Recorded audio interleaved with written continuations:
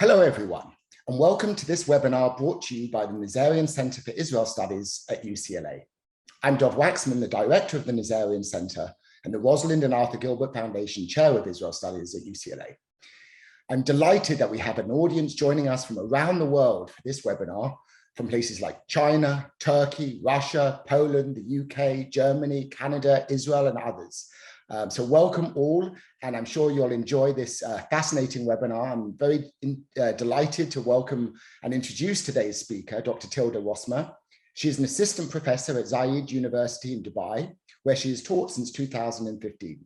She's previously taught at the University of Cambridge and been a researcher at the University of Oslo and a visiting fellow at the London School of Economics.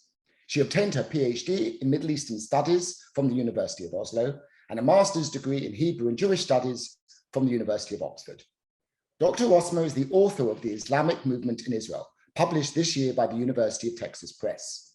This is the very first book in English to examine the origins, development, and divisions of Israel's Islamic movement.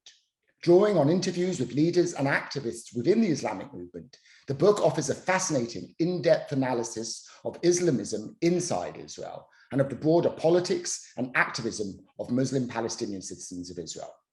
With the unprecedented participation of the Islamist Ra'am party, the United Arab List, led by Mansour Abbas in the current Israeli government, it's all the more important for us to understand the evolution of the Islamic movement in Israel and the beliefs and attitudes of its leaders and supporters. So I'm very grateful to Dr. Rosmer for joining us today, especially in the evening where she is, to speak with us all. During her presentation, you're welcome to send us your questions, which I will select and put to her during the Q&A following her presentation. So without any further ado, let me turn over to Dr. Rosmer. Thank you very much, Dov. Appreciate it and appreciate the opportunity to speak to you today. So, as you said, it's a pleasure for me to introduce my book, which is the first book in English about the Islamic movement in Israel.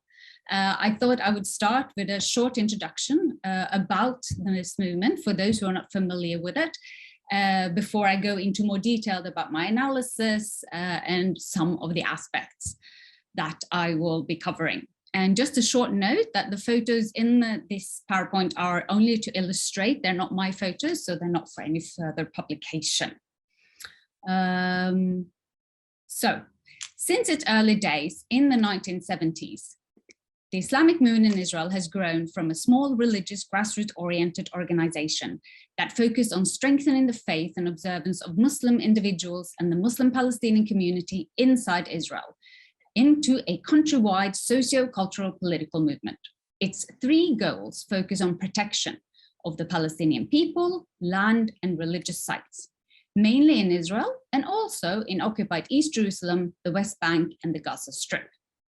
Gradually, the movement has built a network of religious and social institutions across Israel, catering to the needs of its constituency. Through its steadily growing network of self-reliant institutions, the Islamic movement quickly grew from grew into a local political power center. And from the mid-1980s, it began to participate in local elections. It has since run various municipalities and seen members gain power in several local authorities.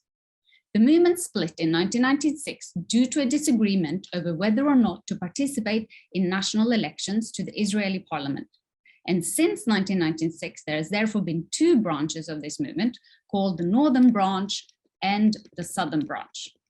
And from 1996, the Southern Branch has participated in national elections and has had representatives in the Israeli parliament on a parliamentary list called the United Arab List, with other parties representing Palestinian citizens. As an indication of the popularity of this list, it was the largest list representing this constituency from 2009 until 2015. The Northern Branch has only participated in local elections, mostly in the town of al-Fahm, and only until 2013. This branch has been under increasing pressure from the government, and its leader, Raed Salah, has been convicted in Israeli courts on several occasions. for connections with Hamas, the Islamist organization in the occupied Palestinian territory that since 2006 has controlled the Gaza Strip, for inciting violence, and for spitting at a police officer. All charges he denies. Now, after this very brief introduction, I would like to explain the approach of my analysis and provide some more details on a few of many points made in this book. And obviously, for the rest of the points, you would need to read the book.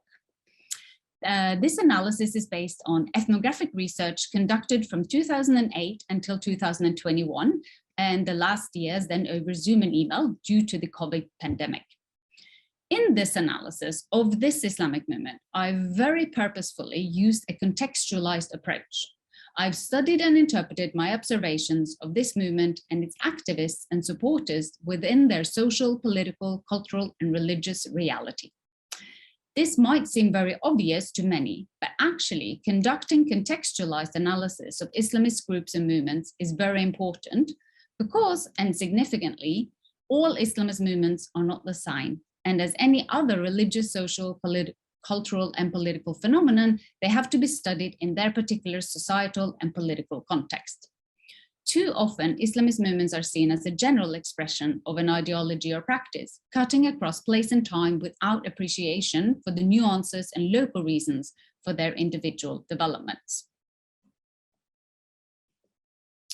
Ayubi wrote that Islamism is a reaction to alienation and a quest for authenticity combined with resistance to foreign domination, and as such can be described as cultural nationalism.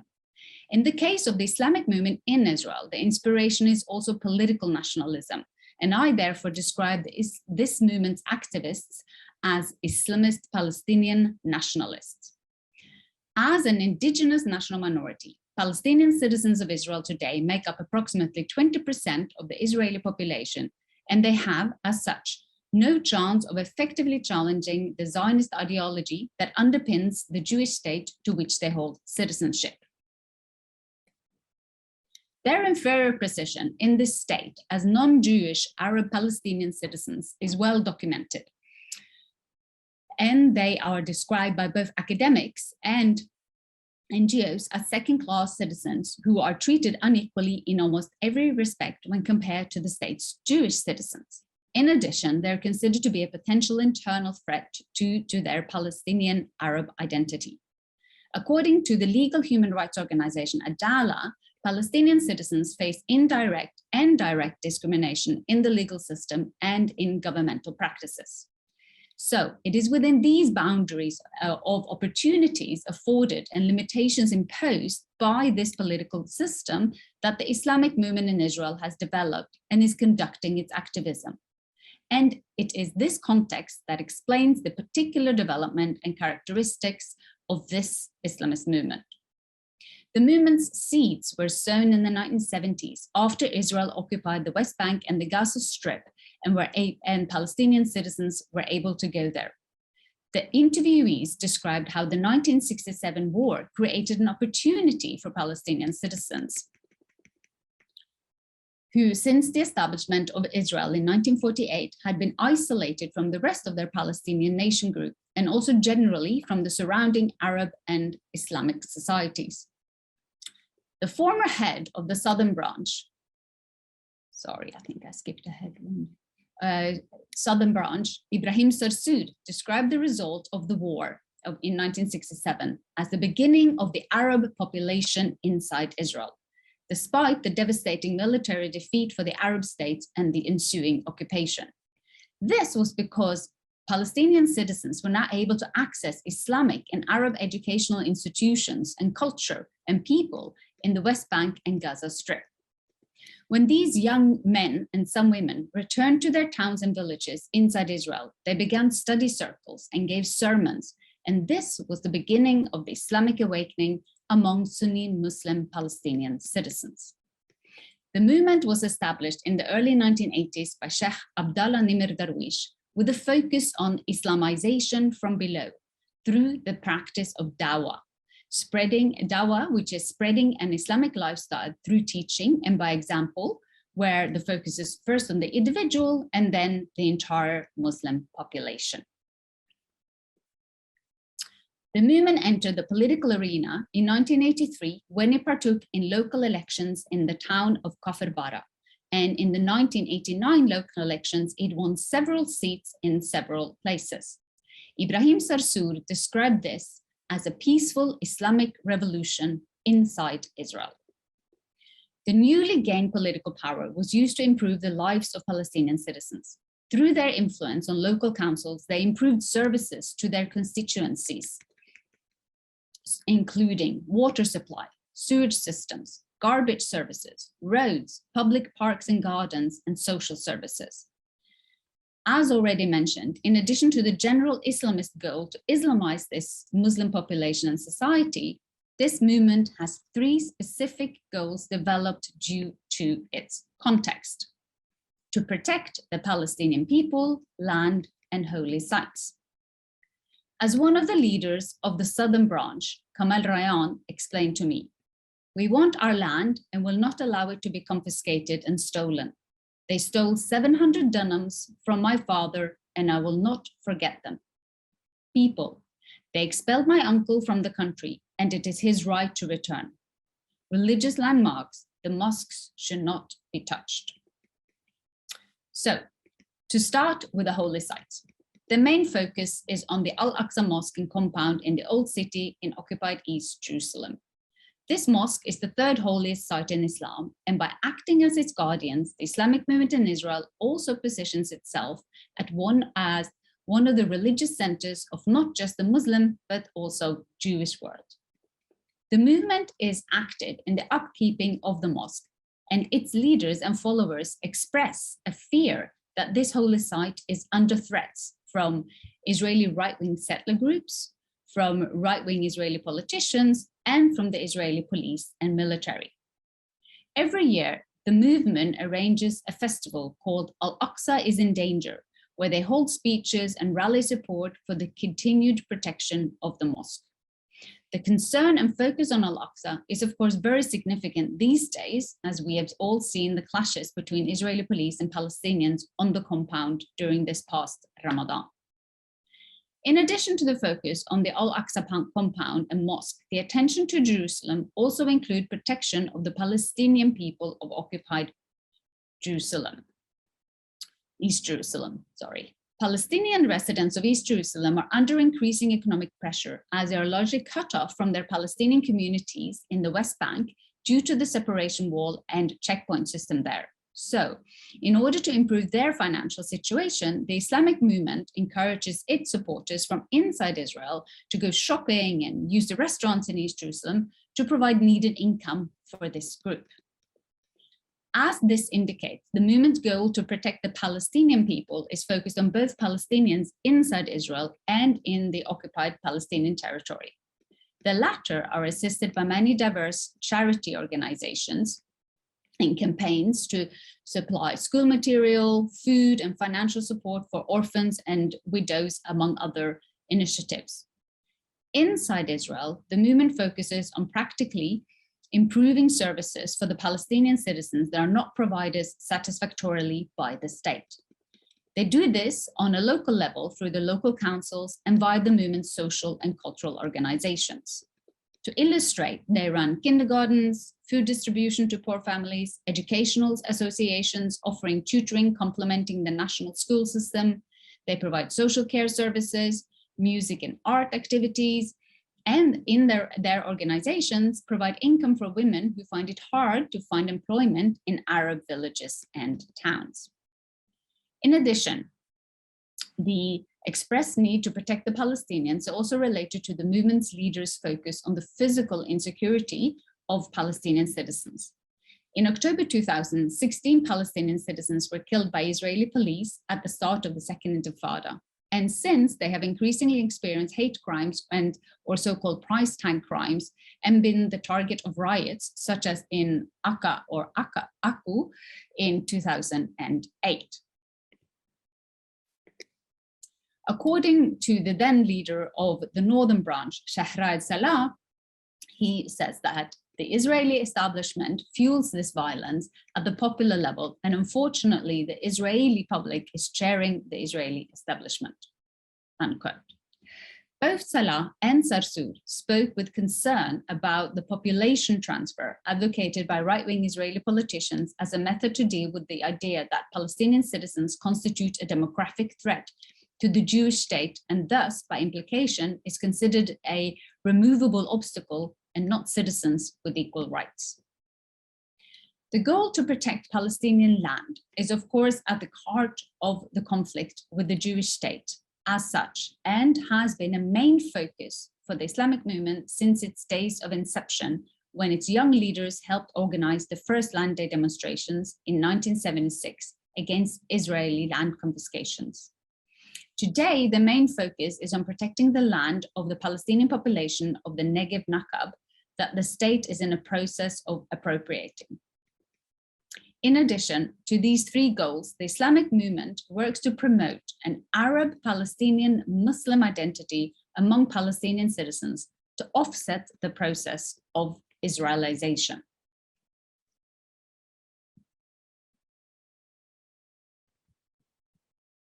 They try to improve the level of Arabic among the Palestinian citizens because especially formal Arabic is in decline due to living in a Hebrew-speaking state and society.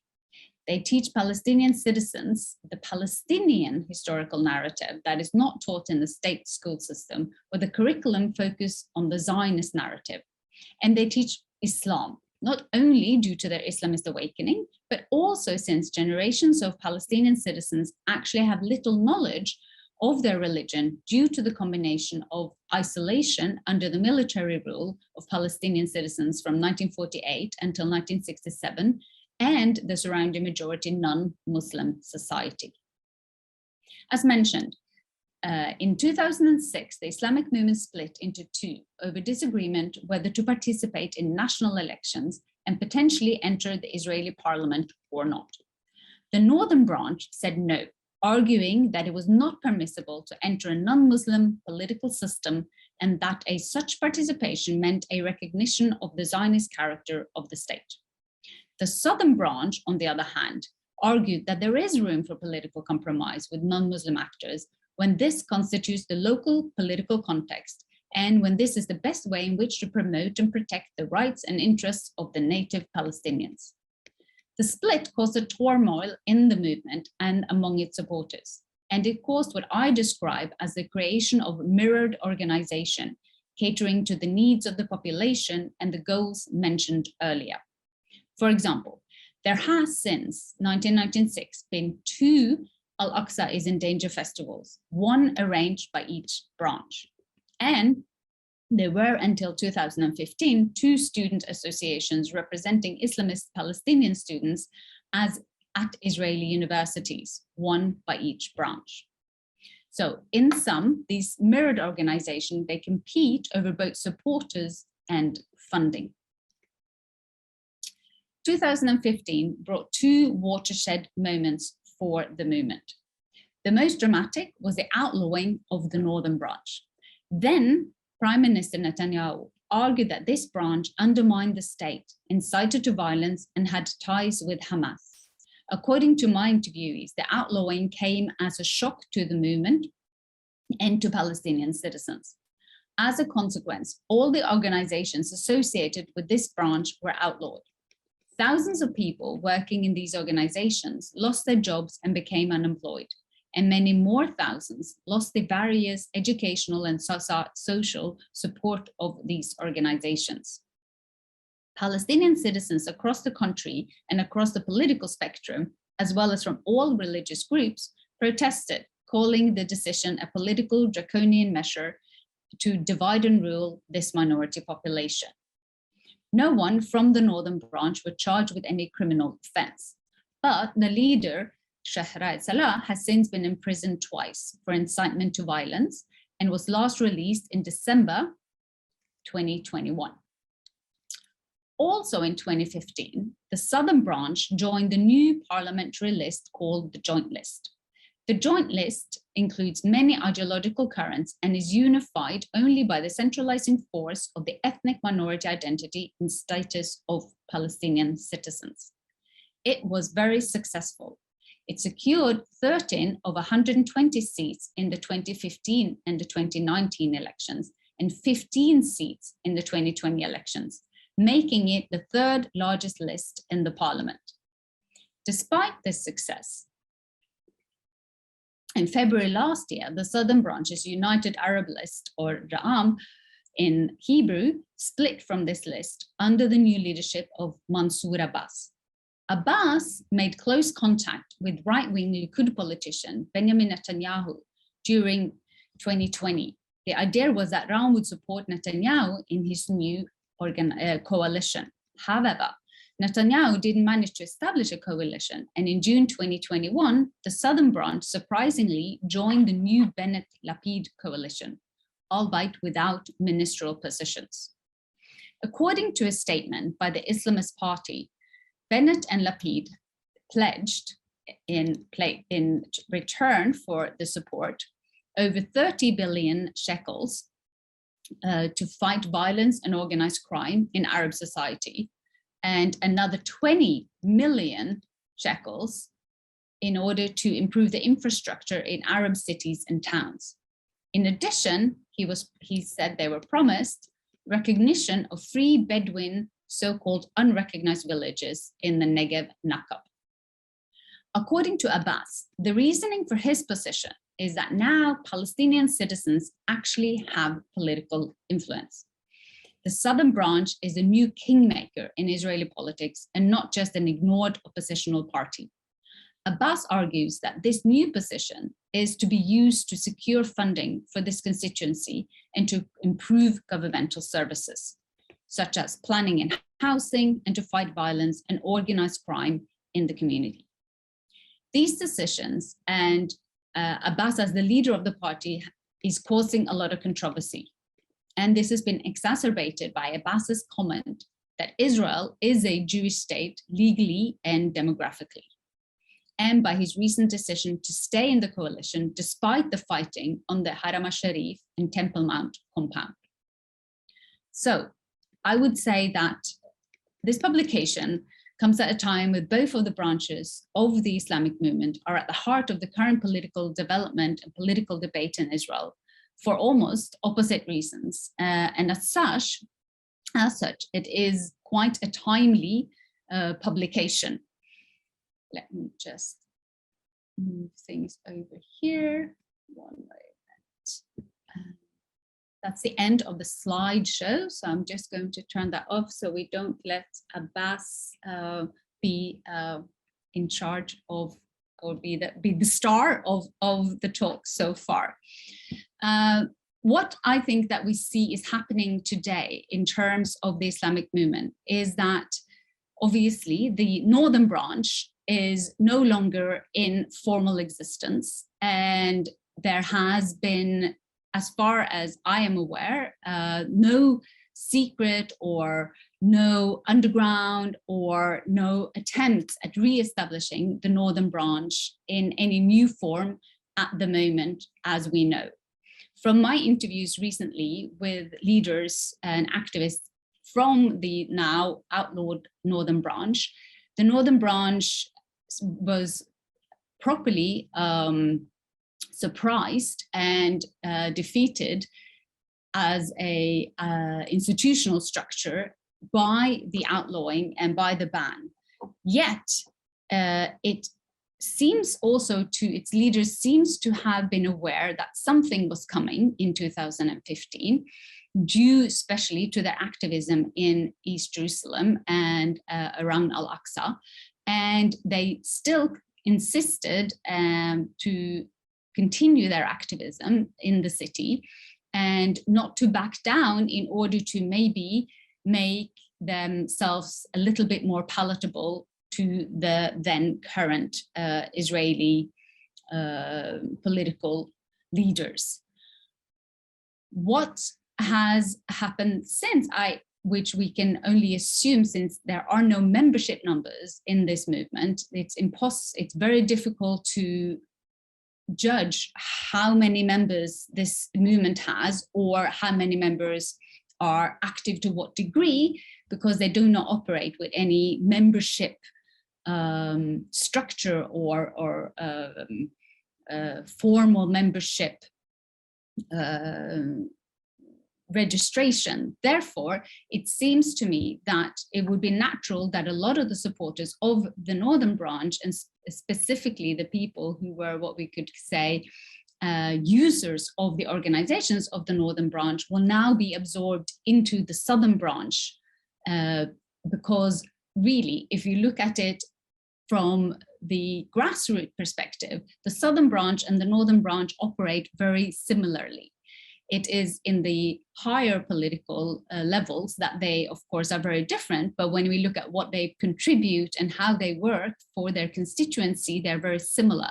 Therefore, the supporters who will still need or seek that kind of organizations, cultural, religious, educational, will now naturally gravitate towards the Southern Branch.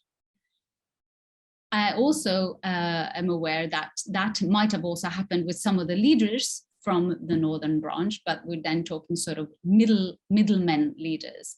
It will be very interesting to continue doing research now on what is happening in the gaps that has been created by the ban of the Northern Branch. As for the Southern Branch, this political wing realm, or the United Arab List, has taken what we could call a surprising turn.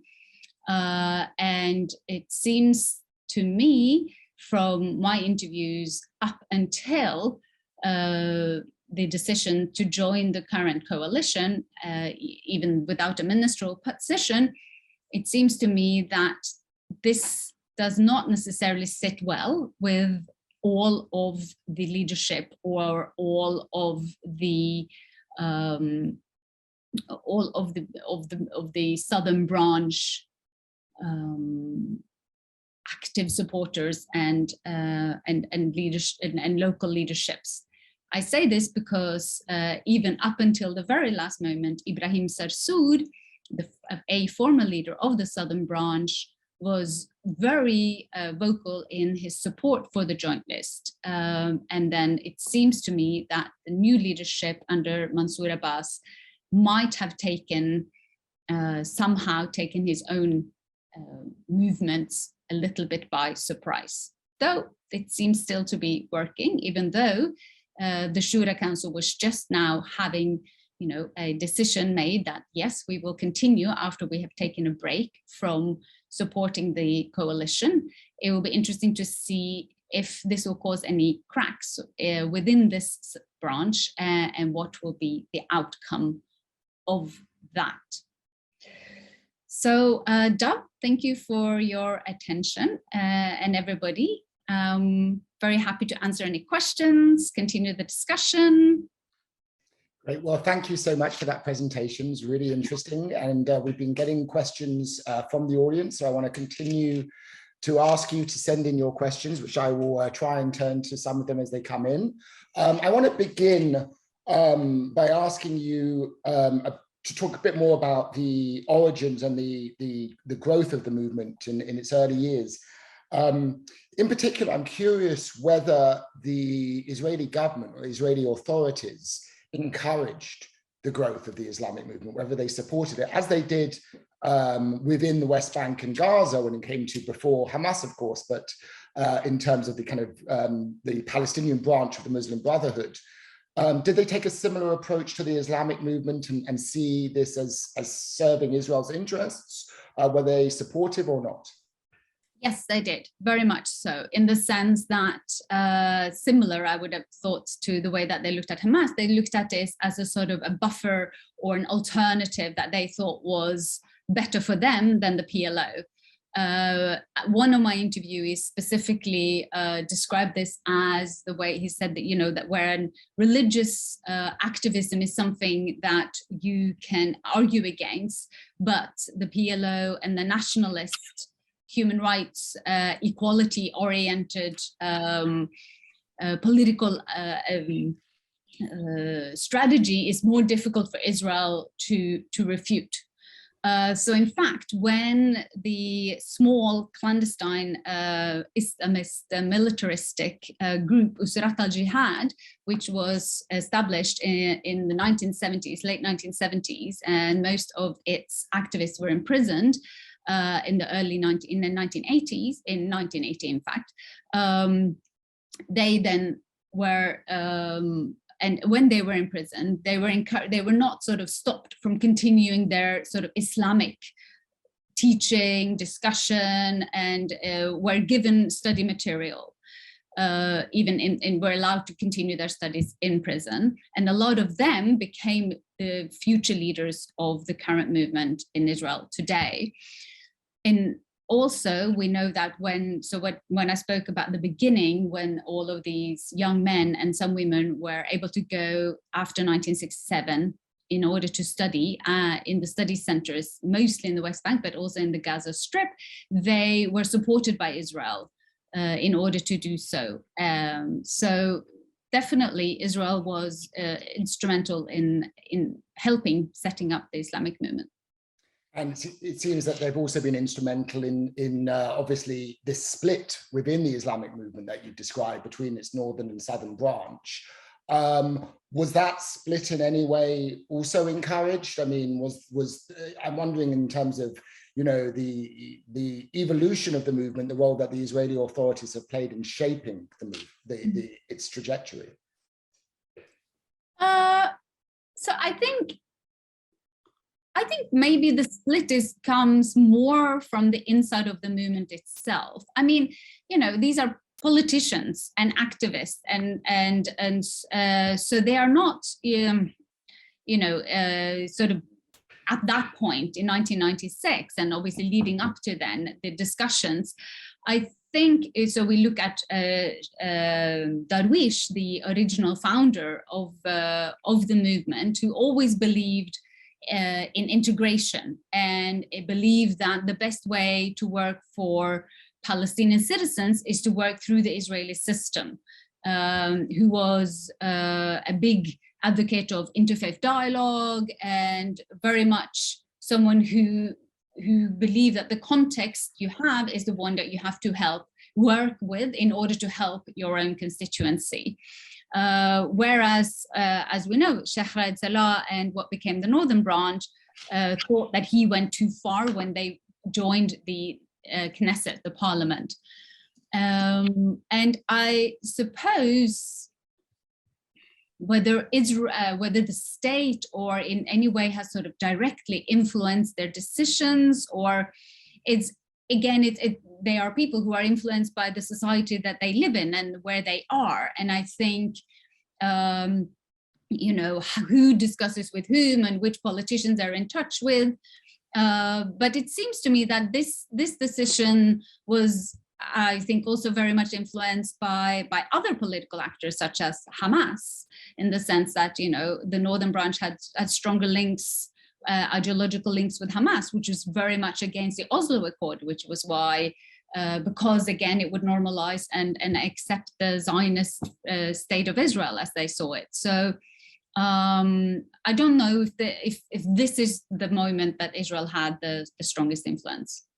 I just want to pick up on the point you made about the connection between Hamas and the Islamic movement in Israel. We've heard quite a lot about that in recent months from Likud members and Benjamin Netanyahu, among others. Can you tell us a little bit about this connection, if it exists? What ties, if any, are there between Hamas specifically and Ra'am and the Islamic movement more broadly in Israel?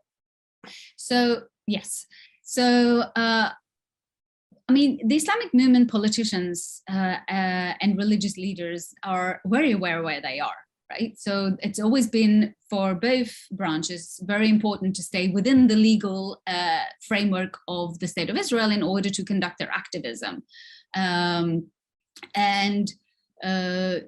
Formal ties with Hamas would, of course, be completely illegal. So this would be impossible and would be, frankly, quite illogical. Whereas of course, there are ideological and, as I said, historical connections between the movements. But in terms of actual connections that are direct, they would never come out and say if there are. They would, but what they do say, and without any kind of secrecy, is that we support Hamas and we support what they're doing. We believe in what they're doing, not just for the Palestinian people and as Islamists. And both branches equally support Hamas supporters and people in Gaza through their charities. And both leaders of both branches have been on the flotilla towards Gaza in 2010 and earlier. There's no difference actually in how the two branches relate to Hamas, as far as I'm aware, in the sense that practically speaking, that they're both, but it's very much oriented towards helping their Palestinian co-nationalists as they see it, as well as, of course, feeling close ties with this Islamist party. So I wonder, just to follow on from that, what the attitudes are about the role of political violence. I mean, you mentioned that the split between the northern and the southern branch emerged over the participation in national politics. So that was the kind of divisive issue. But notably, there hasn't really been many instances of political violence by Islam. I mean, just recently, of course, with supporters of the Islamic State, which I'd like to ask you about in a minute. But is there, what generally, I mean, while being sympathetic to Hamas, obviously Hamas is associated with violence, among other things, what is their attitude toward political violence in general, political violence, and in terms of violence as serving the needs of Palestinians? Well, I think, I think the reason most people outside of Israel, and maybe outside of this particular context of our Zoom talk today, don't know about the Islamic movement in Israel is because they're not violent, because you don't hear about them, because they don't make headlines abroad, because they're, and that speaks to their actions. There is no official has never, except from the years of this Usrat al-Jihad, which Darwish was sentenced for 3 years for being the spiritual head of, which he denied, which is presumably they must have found something that gave him only 3 years in prison for that. But then, the Islamic movement has not supported or been seen to support any violent actions. There has been a few Palestinian individual who have said that they support the Islamic movement and have conducted their own individual acts. However, this has, to my knowledge, always been denounced by the leaderships on both sides. So I think, I think the fact that we can't think of any, events speaks to the fact that this is a non-violent Islamist movement. And do you see that that continuing, or do you see this is? I want to ask a question that came in from Ilan Peleg, who you know and I know well. We wrote a book together about this tension between kind of radicalization and pragmatism. On the one hand, we see this trend toward pragmatism, represented most notably by Mansour Abbas and the inclusion and the participation of Iran in the current Israeli government. On the other hand, we see other trends suggesting maybe radicalization. I mean, just to mention most recently, of course, these recent attacks by Palestinian citizens of Israel who affiliated themselves with the Islamic State. Where do you see the trend lines? Where would you predict the trend? Is it towards growing pragmatism or radicalization? So what I write, just picking up on terminology, and thank you, Ilan, definitely, I think that both branches of the Islamic movement, to a large degree, are pragmatic in the fact that they work inside the framework of a Jewish state. They are Islamists, they are the minority Palestinian citizens, and yet they're obviously different. And I would describe the southern branch as integrationist, whereas the northern branch as separatist more.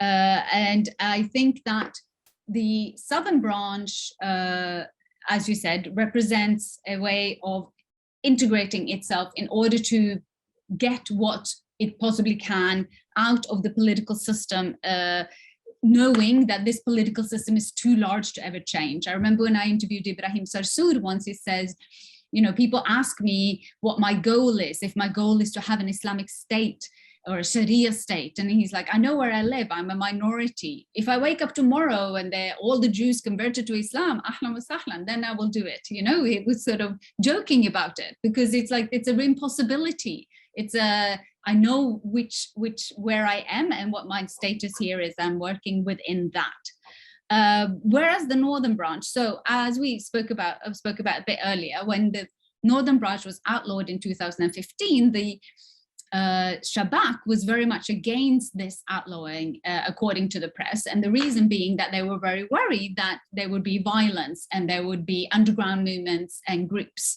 and that we know what we have, we don't know what we'd get kind of scenario. However, this hasn't happened, not on a scale, no, it's really sort of fizzled very quietly out into, you know, I don't know if there's anything murking anywhere, it's impossible to know, but as far as I know, there isn't. Of the earlier attacks where Palestinian citizens have pledged alliance to ISIS, certainly also the northern branch's former leader, Raed Salah, has also condemned these actions. And I don't think there's any base for support for ISIS or IS in the Palestinian community in Israel of any scale, honestly. So we have a question coming in that asked from Perry Bloom, who asked about the impact of the ban, the outlawing of the northern branch of the movement in 2015. You mentioned that didn't lead to radicalization, didn't increase, lead to an underground, the formation of any sort of Islamic underground in Israel or turn toward political violence. Did it have the opposite effect? Did it, Perry Bloom's asking whether it led former members of the northern branch to join the southern branch, and did it then increase popular support for the southern branch of the movement as a result of this ban? So as I mentioned earlier, I would have thought so. It is really difficult to know in terms of numbers, because since none of these groups operate with any kind of membership, and because very similar to Shas, for example, the religious political movement for Sephardic or Mizrahi Jews, they are open to anyone who needs their services or anyone who wants to use their organization. You don't have to be even Muslim, you could be Christian. I mean, you know, if you wanted to go to their educational organizations or cultural organizations. So I haven't seen any statistics or any, any other indications, but I would naturally think that some would. It seems to me that this would be a natural way to continue your activism, and certainly as an Islamist. So we have a question from Leslie Hirschman, who this picks up on the point you made, which was, I didn't know that the movement is open to providing services for Christian Palestinian citizens of Israel, not just Muslim Palestinian citizens. So Leslie Hirschman is asking, about the attitude of Christian Palestinians within Israel toward the Islamic movement and toward Muslim Palestinians in general. Do they see the minority within the minority? How do they see the rise of the Islamic movement? Do they perceive this as a threat to them or not? Good question. So there's kind of two levels. So when you speak to Christian Palestinian politicians, members of Knesset and party leaders, they've expressed in my interviews that we share the same situation as Palestinian citizens as part of the minority, and us vis-a-vis versus the state is kind of where we're the same. Whereas it comes to internal sort of and then I say specifically social issues such as gender, the role of women, when it comes to marriage age, when it comes to polygamy, So when it comes to sort of more what we call social issues, that's where they have their divergence. And of course, when it comes to the national secular politicians, it comes to the mixture of religion and politics, which obviously they are against.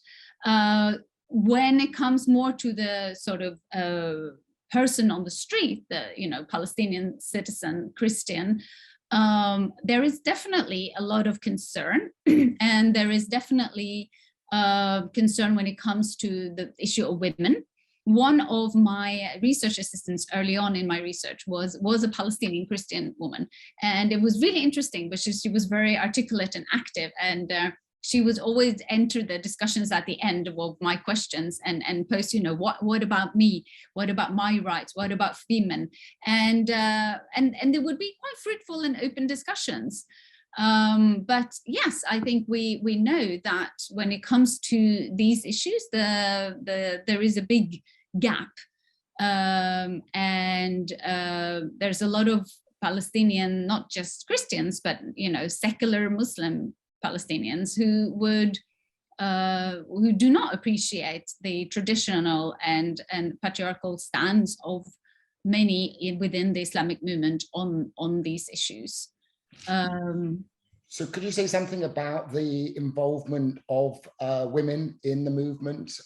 In many Islamic movements across the Middle East, women have been leading roles as grassroots activists within the movement, not necessarily occupying the leadership positions, but in terms of the grassroots. Is that true among Palestinian women inside Israel as well? Are they also at the forefront of this movement, or is it still, or is it primarily male dominated? I really think that is the case here as well. And many of my interviewees that I had first, which were male leaders, would describe how it was their wives who had brought them into the movement. And it was their wives who started wearing the hijab and started dressing modestly, and then sort of brought them to the mosque, which was quite interesting. Also, I spoke to female in the sort of mid-range leadership who described how from the 1990s they started establishing organization for women, and the focus really was on Islamization, as of course generally is the point of the Islamic movement, but specifically focusing then on women and focusing on reading the sources and making sources available so that these women would be empowered in order to stand up to what they see as misunderstood traditions by a very patriarchal and not necessarily very educated community in terms of the religion, as I explained, because of the isolation from 1948 till 1967. Therefore, they wanted to have women, empower women to themselves argue against domination by husbands, brothers, fathers, against polygamy, against having to get married before they were 18, depending on which community of Muslims in Israel they belong to. So also when I interviewed students, similar to Palestinian citizens generally, also the Palestinian citizens who are part of the Islamic movement, women there also go to higher education institutions. As we know, Palestinian women do that now, or more than men. So they are highly educated. I interviewed many in the dorms in Jerusalem, in Haifa, some in Tel Aviv as well. And the fact that they move there, are in the dorms and are studying on their own terms is an indication of a ability to make decisions and follow the trends generally. And they're very active in the Islamist student associations at these universities, though also strongly believed and practiced segregated meetings. So there is a sort of, they're very, they're educated, they're modern, they also believe in some of the old ways of doing things. There are very few women at the very top of the leadership, though today there is one member of Knesset who is from the Islamist movement. So, it's coming, it's happening slowly. And there is still, I think, this not necessarily desire to see women up there as much as seeing women participate wherever they like to, based on their own wishes. So I want to kind of ask a bit more about the socioeconomic profile of the supporters of the movement. Because when we think about, Islamism in general and the support for Islamism, it typically crosses class lines. It's not just a kind of working class or poor phenomenon, but many of the recipients of the kind of largesse of Islamist movements are those who tend to come from the poorer segments of society, who depend upon the kind of social services provided by Islamist movements. In terms of the appeal of Islamism within Israel and the Islamic movement, is there a kind of class dimension to this? Does it cross class lines, or is it something that's largely a phenomenon largely popular among the poor members of the Arab society in Israel? It definitely started, I would say, among but it's also difficult to say because, Palestinian citizens of Israel back in the 70s was more a homogenous group when it comes to class than the society is today. So it definitely started among what we could call poor, or sort of, lower economic class. But today you have, a lot of entrepreneurs, lawyers, you have landowners, you have people who are definitely cannot be described as lower economic status. So, but that is also, the Islamic movement has evolved with the Palestinian community in Israel. Definitely also, it's very, has a big constituency in the Negev, in the Nakab, and this is they are people who are definitely in the lower stratus of the socioeconomic status. So I have to ask a question that's come in from an anonymous member of the audience.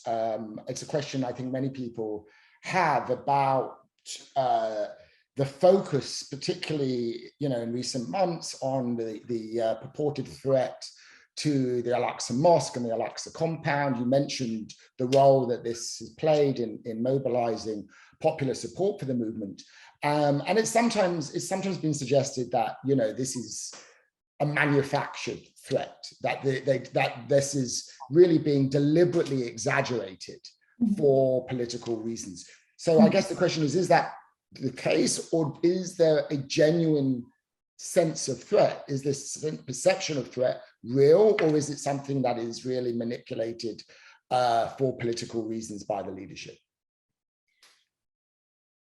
Good question. I think the sense of threat is real in the sense that they are, we have to put ourselves in their shoes, and their shoes they are the minority that have been so controlled by this state, first under military rule, and then they see the occupation and how the occupation is similar to that structure in the occupied territories, and how the state is able to curtail or open up or really decide so much of the opportunities for this group in terms of political, social, and religious activism.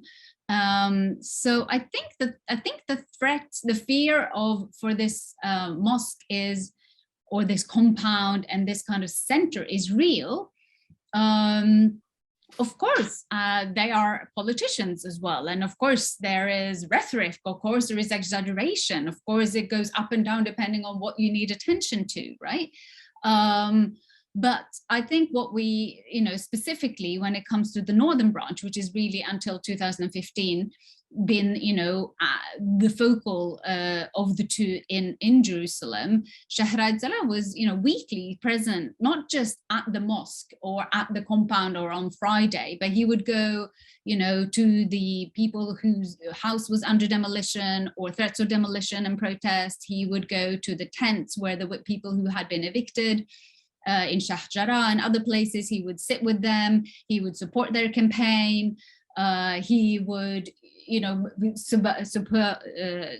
make sure that there was charity for the people who needed it. So, for the Islamic movement, the way that I understand it, and the way that I describe it in the book, is that the Al-Aqsa is not just a place, it is also the people. Right, so the people of East Jerusalem that needs to be fed, that needs to be supported, that needs to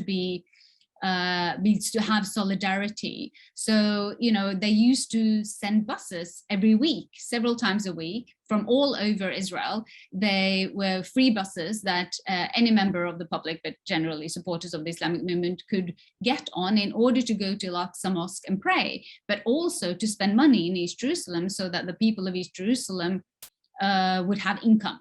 So, and also to connect with the two, right? Because of the segregation between them, East Jerusalemite residents not necessarily coming into Israel, not having, you know, the same connections with this population. So I think the fear is also symbolic in the way that it doesn't just represent this place, it represents the fear as a Palestinian in general. Okay, that's interesting. So we only have a few minutes left, and I don't have time to ask all the questions that have been coming in. They're really good questions. I will share them with you later.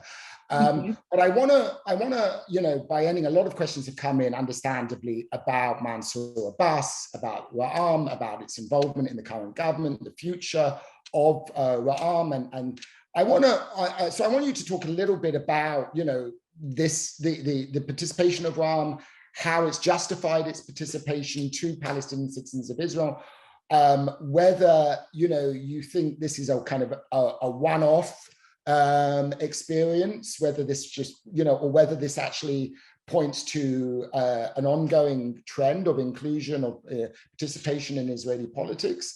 And more broadly, you know, you mentioned, I think it's really helpful in the book to identify these three goals: protecting Palestinians, protecting Palestinian land, and protecting, you know, their cultural and religious sites. I wonder if what we're seeing today is a growing tension between these three goals.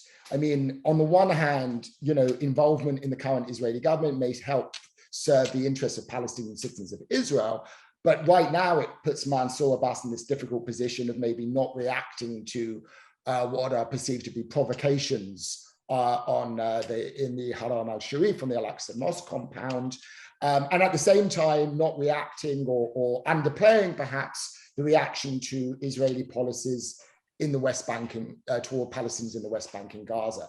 So, you know, there were these three goals, but increasingly there seems to be a tension, almost if not even a contradiction, between how to serve these three goals. And maybe if you could just, you know, in closing, reflect upon that, and more broadly, where you see the how much importance you would place on the inclusion of Ra'am in the government and its decision to join the current government.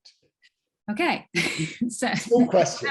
No, yeah, exactly. Great, thank you. No, so I think Mansour Abbas is a new generation. He grew up, you know, within the Islamic movement. He was a young student leader. He is an excellent politician, obviously, and he says he believes in what he's doing. He's very frank. Like, he never, you know, he says, you know, when there was talk with him and Netanyahu, he says, I don't like Netanyahu. I just want to get this money. I want us to get to the, you know, get to the real source where we can make agreements and arrangements. Then now he later has said that he believes that being in the coalition is important, actually also on an ideological level, because he says that he believes in the relationship. He believes this is important, and this is a way forward for how Palestinian citizens should participate in order to demand their rightful place and also have their share of the resources.